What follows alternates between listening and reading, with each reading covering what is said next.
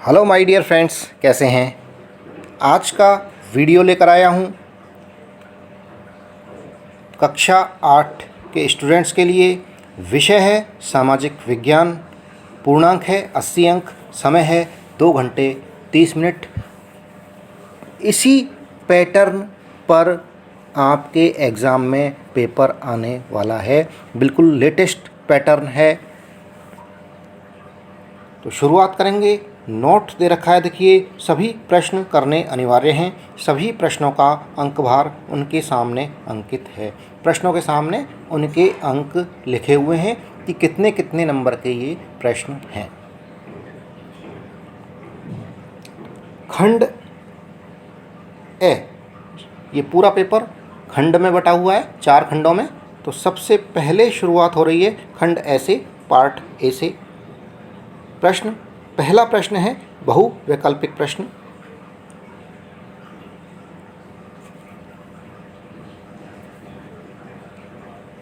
इसके अंदर 15 बहुवैकल्पिक प्रश्न हैं। मल्टी चॉइस क्वेश्चंस हैं 15, एक एक नंबर के। तो पहला प्रश्न है, 1817 में स्कॉटलैंड के अर्थशास्त्री और राजनीतिक दार्शनिक जेम्स मिल ने 3 विशाल खंडों में कौन सी किताब लिखी। तो जो सही ऑप्शन है, इनके सामने जो कोष्टक बना हुआ है, ब्रैकेट बना हुआ है, उसके अंदर सही ऑप्शन लिखना है। ए, ब, से या द, ए, बी, सी या डी, जो भी सही है वो इस ब्रैकेट के अंदर लिखना है। पहले प्रश्न का दूसरा क्वेश्चन है, 19वीं और 20वीं शताब्दियों के दौरान 1940 में महाराष्ट्र में कौन सा जनजातीय विद्रोह हुआ। तो 4 ऑप्शंस दे रखे हैं दोस्तों। 4 में से जो सही ऑप्शन है इस ब्रैकेट के अंदर लिखना है। सारे के सारे उत्तर इसी प्रश्न पत्र में आपको लिखने हैं।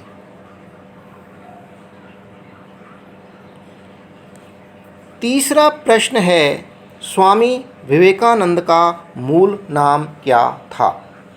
तो 4 ऑप्शंस हैं, 4 नाम दिए हुए हैं। 4 में से एक सही नाम है। उस सही ऑप्शन को ब्रैकेट के अंदर लिखना है। इस प्रश्न के सामने जो ब्रैकेट है, कोष्टक है, उसके सामने सही ऑप्शन लिखना है। चौथा प्रश्न है, निम्नलिखित में से कौन सा मानव निर्मित संसाधन है। देखिए, यहाँ प्रश्न पहले हिंदी में है, फिर इंग्लिश में है। जो हिंदी माध्यम के बच्चे हैं उनके लिए हिंदी में प्रश्न है, और जो इंग्लिश मीडियम के स्टूडेंट्स हैं उनके लिए इंग्लिश के अंदर प्रश्न हैं। तो चौथा प्रश्न हो गया, निम्नलिखित में से कौन सा मानव निर्मित संसाधन है। 4 ऑप्शंस में से सही ऑप्शन को चूज करना है। 5वां प्रश्न है, निम्नलिखित में से कौन सा कारक मृदा निर्माण का नहीं है। तो 4 ऑप्शंस हैं, 4 में से सही ऑप्शन चुनना है। 6ठा प्रश्न है, कॉफ़ी का प्रमुख उत्पादक देश है। 7वां प्रश्न, धर्मनिरपेक्षता से क्या तात्पर्य है।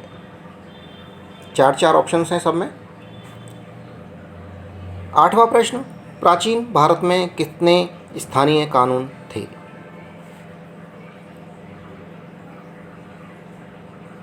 9वां प्रश्न है, संविधान के अनुच्छेद 39A में कौन से नागरिकों को वकील मुहैया कराने की जिम्मेदारी राज्य के ऊपर सौंपी गई है। 10वां प्रश्न, अकेले उड़ीसा में कितने जनजातीय समूह रहते हैं।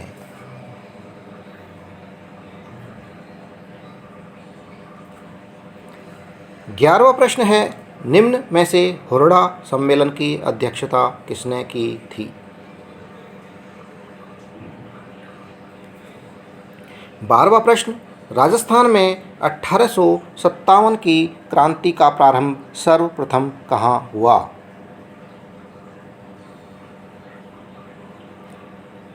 13वां प्रश्न है, राजस्थान के किस भौगोलिक क्षेत्र में जनसंख्या घनत्व सबसे कम पाया जाता है। 14वां प्रश्न, मुख्यमंत्री राजश्री योजना का मुख्य उद्देश्य है। चार चार ऑप्शन हैं दोस्तों, चार में से एक सही ऑप्शन को चूज करके ब्रैकेट में लिखना है।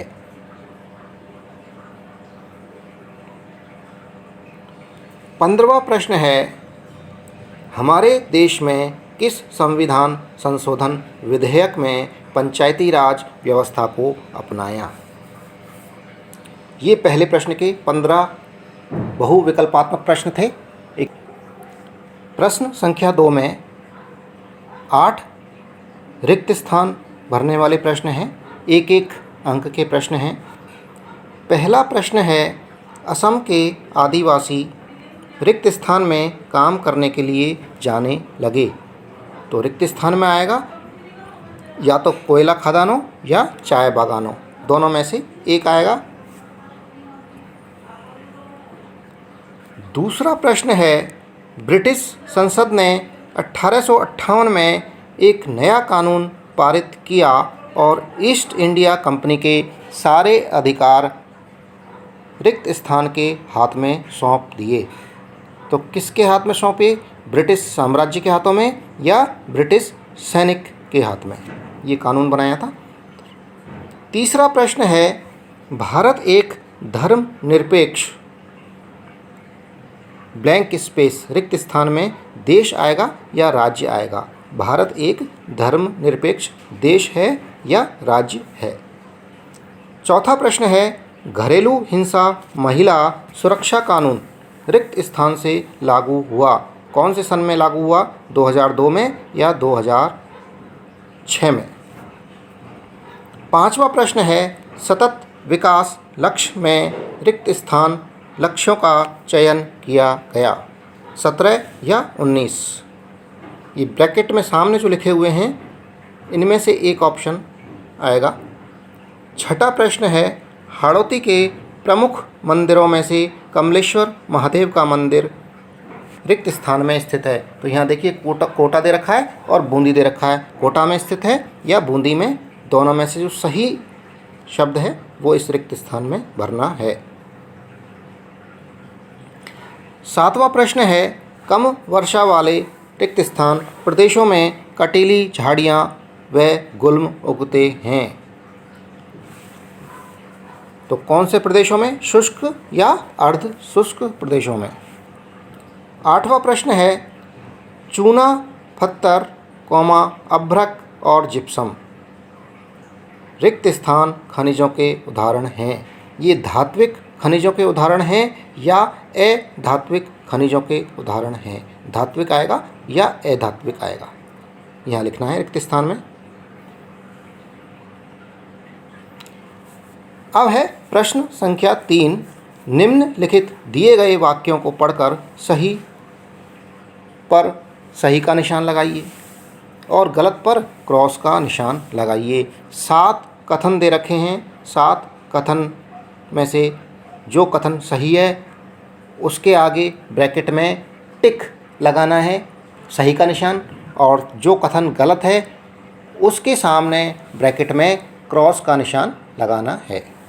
तो पहला प्रश्न है, तीसरे प्रश्न में, मार्च 1859 में बंगाल के हजारों रैयतों ने नील की खेती से इनकार कर दिया। ये कथन सही है या गलत? सही है तो इसके सामने जो ब्रैकेट है, कोष्टक है, उसके अंदर टिक का निशान लगाना है, सही का निशान लगाना है। और यदि ये कथन गलत है तो दोस्तों क्रॉस का निशान लगाना है, एक्स का निशान, गुणा का जो निशान होता है। प्रश्न संख्या 3 में दूसरा है, बाल विवाह निषेध अधिनियम 1829 में पारित किया गया था। ये कथन सही है या गलत? सही है तो टिक सही का निशान लगाना है और गलत है तो क्रॉस का निशान लगाना है। तीसरा है, तटीय क्षेत्रों में पवन गति रोकने के लिए वृक्ष कतार में लगाए जाते हैं, जिसे बीज की फसल उगाना कहते हैं। तो सही कथन है तो सही का निशान ब्रैकेट में लगाना है, इसके सामने जो कोष्टक है। गलत है तो क्रॉस का निशान लगाना है। चौथा प्रश्न है, संयुक्त राज्य अमेरिका में सरकारी स्कूलों के ज़्यादातर बच्चे सुबह सबसे पहले वफादारी की शपथ लेते हैं। ये कथन सही या गलत? सही है तो टिक का निशान, गलत है तो क्रॉस का निशान लगाइए। पांचवा है, संविधान के अनुच्छेद 22 के अनुसार प्रत्येक व्यक्ति को एक वकील के जरिए अपना बचाव करने का मौलिक अधिकार प्राप्त है। ये कथन सही है तो सही का निशान, टिक का निशान, और गलत है तो क्रॉस का निशान लगाना है। कहाँ लगाना है? इसके सामने जो कोष्टक बना हुआ है इसके अंदर।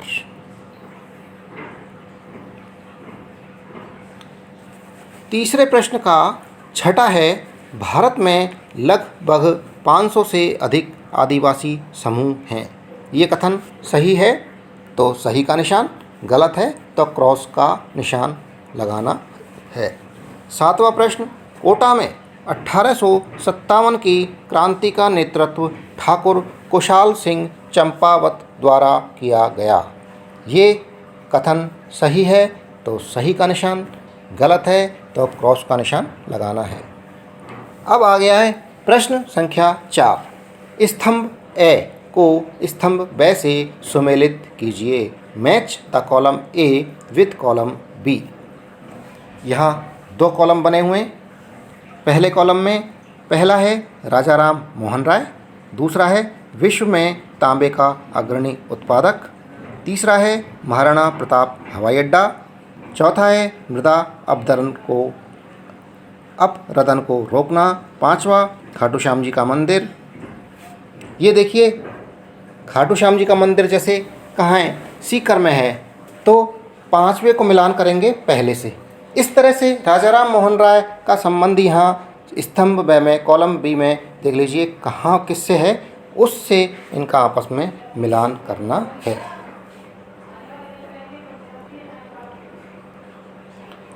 अब है अति लघुत्रात्मक प्रश्न, वेरी शॉर्ट क्वेश्चंस।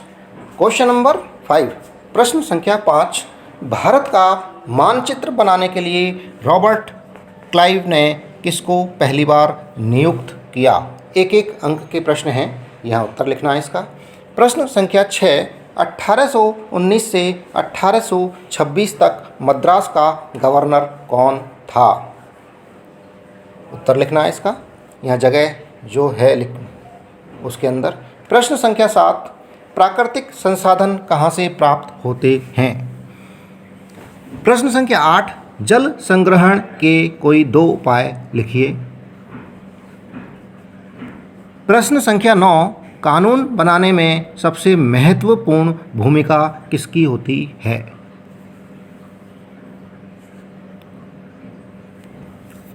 खंड है। खंड ए यानी पार्ट ए समाप्त हो गया है और पार्ट बी की शुरुआत हो गई है, खंड ब की शुरुआत हो गई है।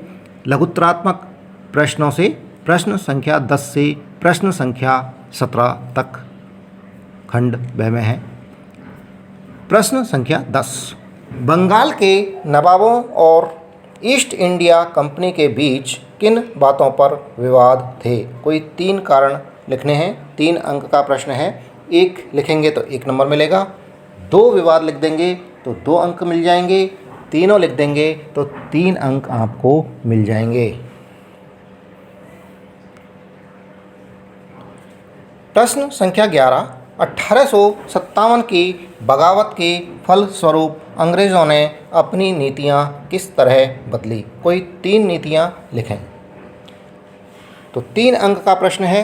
3 नीतियां लिख देंगे तो 3 अंक, 2 लिख पाएंगे तो 2 अंक मिलेंगे, और यदि 1 नीतियां लिखी तो 1 अंक मिलेगा। प्रश्न संख्या 12, संसाधन क्या हैं?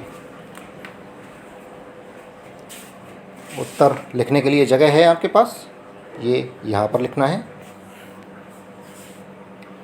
प्रश्न संख्या 13, बायोगैस संयंत्र का चित्र बनाकर नामांकन कीजिए। बायोगैस संयंत्र का चित्र बनाना है और उसका नामांकन करना है, नाम लिखने हैं, उसके विभिन्न जो पार्ट हैं, विभिन्न भाग हैं, उनके नाम लिखने हैं, तो 3 अंक प्राप्त हो जाएंगे। प्रश्न संख्या 14, सार्वभौमिक वयस्क मताधिकार से आप क्या समझते हैं? उत्तर लिखना है, 3 अंक का प्रश्न है। प्रश्न संख्या 15, न्यायपालिका की क्या भूमिका है? What is the role of judiciary? 3 अंक का प्रश्न है।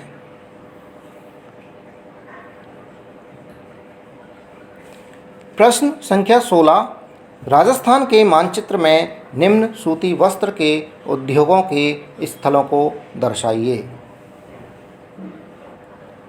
तो यहाँ दिखाने हैं, 3 अंक का प्रश्न है। तो नक्शे में भीलवाड़ा दिखाना है, कहाँ पर है? जयपुर दिखाना है और ब्यावर दिखाना है।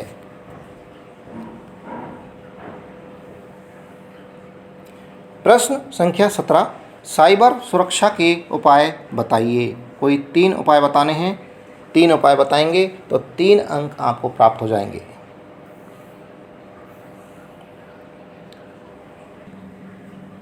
दोस्तों, खंड ब समाप्त हुआ और खंड स की शुरुआत हो गई है। खंड स के अंदर निबंधात्मक प्रश्न हैं, ऐसे टाइप क्वेश्चंस हैं। प्रश्न संख्या 18 से प्रश्न संख्या 21 तक 4-4 अंकों के प्रश्न हैं। 4 प्रश्न हैं, 16 अंकों के कुल प्रश्न हैं। तो प्रश्न संख्या 18 देखेंगे, गांधी जी ने नमक कानून तोड़ने का फैसला क्यों किया? प्रश्न संख्या 18 के अथवा में एक प्रश्न और है, प्रत्यक्ष कार्यवाही दिवस का आह्वान क्यों किया गया? इन दोनों क्वेश्चंस में से कोई एक क्वेश्चन, कोई एक प्रश्न जो आपको ढंग से आता है, जिसमें आप पूरे 4 नंबर ला सकें, उसका उत्तर यहाँ लिखना है।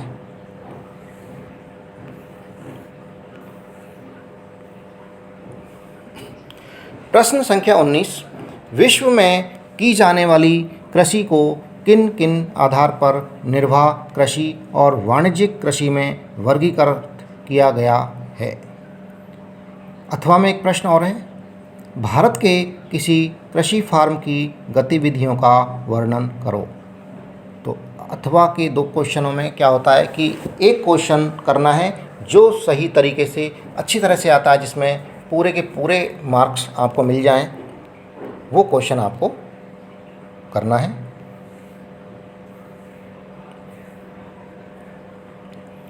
प्रश्न संख्या 20, भारतीय संविधान में उल्लेखित मौलिक अधिकारों में कोई 2 मौलिक अधिकारों के बारे में विस्तार से लिखें। 4 अंक का प्रश्न है और इसके अथवा में एक प्रश्न और है, निरंकुशता क्या है? संविधान में इसका क्या हल होना चाहिए? अथवा के क्वेश्चंस हैं। इन दोनों में से एक क्वेश्चन का उत्तर ही लिखना है।